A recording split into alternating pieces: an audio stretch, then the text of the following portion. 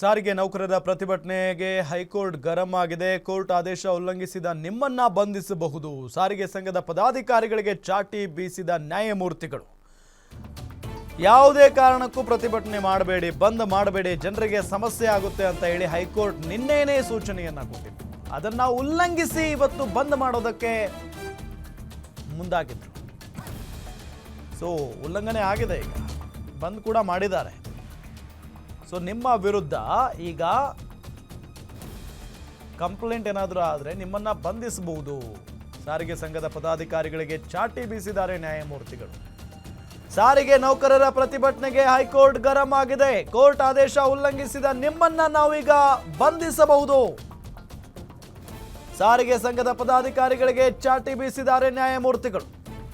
ನಿನ್ನೆ ಅಷ್ಟು ಸ್ಪಷ್ಟವಾಗಿ ಹೇಳಿದ್ದಾರೆ, ಒಂದು ದಿನ ಸಮಯ ಅವಕಾಶವನ್ನ ತೆಗೆದುಕೊಳ್ಳಿ. ಯಾಕೆ ಅಂತ ಹೇಳಿದ್ರೆ ಸರ್ಕಾರಕ್ಕೂ ಕೂಡ ಜನರ ಹಿತದೃಷ್ಟಿಯಿಂದಾಗಿ ಬೇರೆ ವ್ಯವಸ್ಥೆಯನ್ನ ಮಾಡಿಕೊಳ್ಳೋದಕ್ಕೆ ಅವಕಾಶ ಕೊಡಿ, ಬೇಕಾದ್ರೆ ಇನ್ನೊಂದು ದಿನ ಬಿಟ್ಟು ಮಾಡ್ಕೊಳ್ಳಿ ಅನ್ನೋ ನಿಟ್ಟಿನಲ್ಲಿ ಹೈಕೋರ್ಟ್ ಹೇಳಿತ್ತು. ಕೋರ್ಟ್ ಚೀಮಾರಿ ಆಗ್ತಾ ಇದ್ದಂತೆ ಸಾರಿಗೆ ಸಂಘಟನೆ ಪತರುಗುಟ್ಟಿ ಹೋಗಿದೆ. ನಾಳೆ ಯಾವುದೇ ಕಾರಣಕ್ಕೂ ಮುಷ್ಕರ ನಡೆಸೋದಿಲ್ಲ. ನ್ಯಾಯಾಲಯಕ್ಕೆ ಸಾರಿಗೆ ಸಂಘದ ವಕೀಲರಿಂದ ಸ್ಪಷ್ಟನೆ ಹೋಗಿದೆ. ಕೋರ್ಟ್ನಲ್ಲಿ ಮುಷ್ಕರ ವಾಪಸ್ ಪಡೆದ ಸಾರಿಗೆ ನೌಕರರ ಸಂಘ. ಸಾರಿಗೆ ನೌಕರರ ಸ್ಪಷ್ಟನೆ ಹಿನ್ನೆಲೆ ಆಗಸ್ಟ್ 7ಕ್ಕೆ ವಿಚಾರಣೆಯನ್ನ ಮುಂದೂಡಲಾಗಿದೆ. ಕೋರ್ಟ್ ಚೀಮಾರಿ ಆಗ್ತಾ ಇದ್ದಂತೆ ಸಾರಿಗೆ ಸಂಘ ಪತರುಗುಟ್ಟಿ ಹೋಗಿದೆ. ನಾಳೆ ಯಾವುದೇ ಕಾರಣಕ್ಕೂ ಮುಷ್ಕರ ನಡೆಸೋದಿಲ್ಲ. ನ್ಯಾಯಾಲಯಕ್ಕೆ ಸಾರಿಗೆ ಸಂಘದ ವಕೀಲರಿಂದ ಸ್ಪಷ್ಟನೆ ನೀಡಲಾಗಿದೆ. ಕೋರ್ಟ್ನಲ್ಲಿ ಮುಷ್ಕರ ವಾಪಸ್ ಪಡೆದಿದೆ ಈಗ ಸಾರಿಗೆ ನೌಕರರ ಸಂಘ. ಸಾರಿಗೆ ನೌಕರರ ಸ್ಪಷ್ಟನೆ ಹಿನ್ನೆಲೆ ಆಗಸ್ಟ್ 7ಕ್ಕೆ ವಿಚಾರಣೆಯನ್ನ ಮುಂದೂಡಿಕೆ ಮಾಡಲಾಗಿದೆ. ಕೋರ್ಟ್ ಚೀಮಾರಿ ಹಾಕ್ತು. ಇವತ್ತು ಕೋರ್ಟ್ ಚೀಮಾರಿ ಹಾಕ್ತು. ಕೋರ್ಟ್ನ ಆದೇಶವನ್ನ ಉಲ್ಲಂಘನೆ ಮಾಡಿದಿರಿ, ನೀವೀಗ ನಿಮ್ಮನ್ನ ಈಗ ಬಂಧಿಸಬಹುದು ಅಂತ ಹೇಳಿದ್ದಾರೆ ನ್ಯಾಯಮೂರ್ತಿಗಳು. ನಿಮ್ಮನ್ನ ಈಗ ಅರೆಸ್ಟ್ ಮಾಡಬಹುದು ಅಂತ. ಅದಕ್ಕೆ ಪತರುಗುಟ್ಟಿ ಹೋಗಿದ್ದಾರೆ. ಕೋರ್ಟ್ ಚೀಮಾರಿ ಹಾಕ್ತಾ ಇದ್ದಂತೆ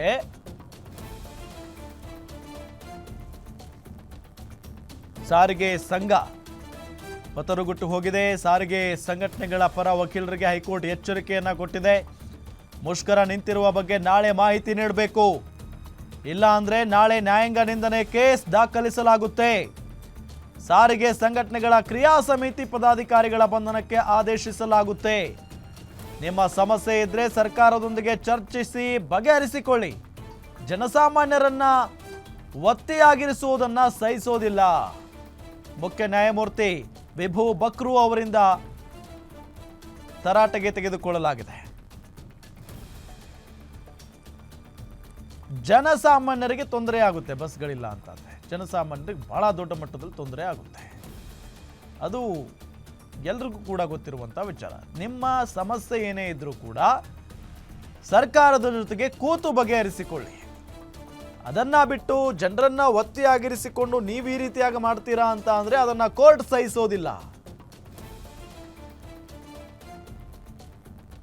ಈ ಬಂದ್ನ ಇಲ್ಲಿಗೆ ನಿಲ್ಲಿಸಬೇಕು. ನಿಲ್ಲಿಸಲಿಲ್ಲ ಅಂತ ಅಂದ್ರೆ ಸಂಬಂಧಪಟ್ಟವರನ್ನ ಬಂಧಿಸಬೇಕಾಗುತ್ತೆ ಅನ್ನೋ ನಿಟ್ಟಿನಲ್ಲಿ ಎಚ್ಚರಿಕೆಯನ್ನ ಕೂಡ ಕೊಟ್ಟಿದೆ ನ್ಯಾಯಾಲಯ.